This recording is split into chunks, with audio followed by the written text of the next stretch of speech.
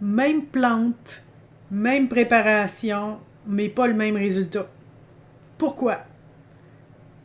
On pense souvent que c'est la plante qui fait tout et qui détermine tout ce qui se passe.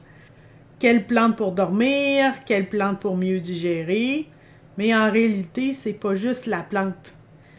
C'est le type de principe actif qu'il y a dans la plante, le choix de préparation que tu fais et aussi ce que ton corps fait avec les principes actifs qu'il reçoit.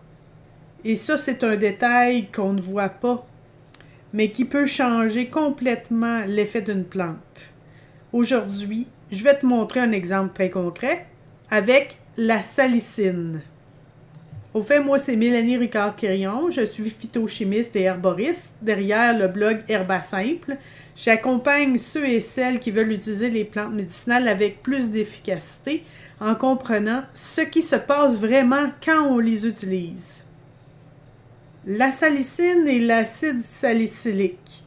Ce sont deux molécules bien connues, souvent mentionnées, mais qui ne se comportent pas de la même façon. Dans la plante, on retrouve la salicine. Quand tu la consommes, tu n'absorbes pas directement la forme active. Ton corps doit d'abord la transformer dans l'intestin avec les enzymes et aussi le microbiote. Ils vont couper une partie de la molécule, le sucre, le glucide, et une fois absorbée, elle est transformée dans le foie pour devenir une substance active. Donc, ce que tu consommes, c'est pas exactement ce qui agit. Et ça change tout. Parce que ce processus-là prend du temps.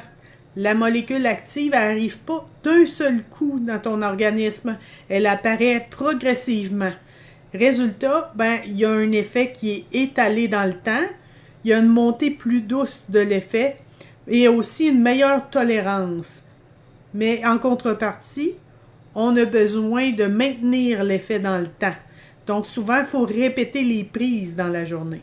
Si on compare avec un médicament comme l'aspirine en passant n'est pas une molécule naturelle, c'est une molécule synthétique qui a été préparée à l'origine à partir de la salicine du saule. Maintenant, elle se fabrique entièrement en laboratoire, mais c'est pas la même logique. L'aspirine est déjà la forme active. Et donc, l'effet est plus rapide. Il est plus marqué, mais aussi plus brusque.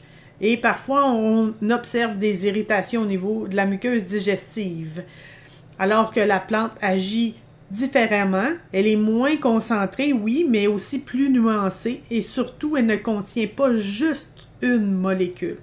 Et ça, c'est très important. Parce qu'une plante, c'est pas juste une molécule. C'est un ensemble selon la préparation qu'on choisit, le type d'extraction et même selon la personne qui le consomme. Parce que dans chaque personne, il y a un système enzymatique, des enzymes digestives, qui ne sont pas nécessairement tous en même proportion pour chaque individu, ça dépend de sa génétique, mais il y a aussi son microbiome et donc les bactéries qui se retrouvent dans l'intestin qui participent à la transformation de la substance.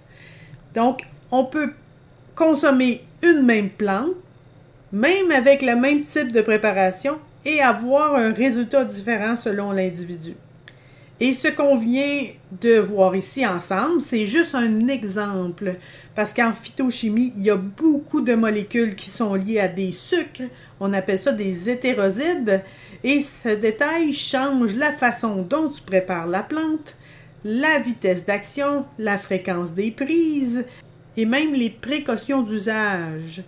Et c'est aussi pour ça qu'une tisane et une teinture de plante ne donnent pas nécessairement toujours les mêmes effets. Et des fois, on ne sait pas pourquoi, parce que les mécanismes sont invisibles, mais une fois qu'on les comprend, on n'utilise pas les plantes de la même façon. Si cette vidéo t'a appris quelque chose, viens me le dire en commentaire, j'aime beaucoup te lire. Et si tu veux aller plus loin, j'ai créé un guide gratuit avec 7 techniques indispensables pour mieux comprendre comment préparer les plantes médicinales et faire des choix plus éclairés. Je te mets le lien dans la description de cette vidéo.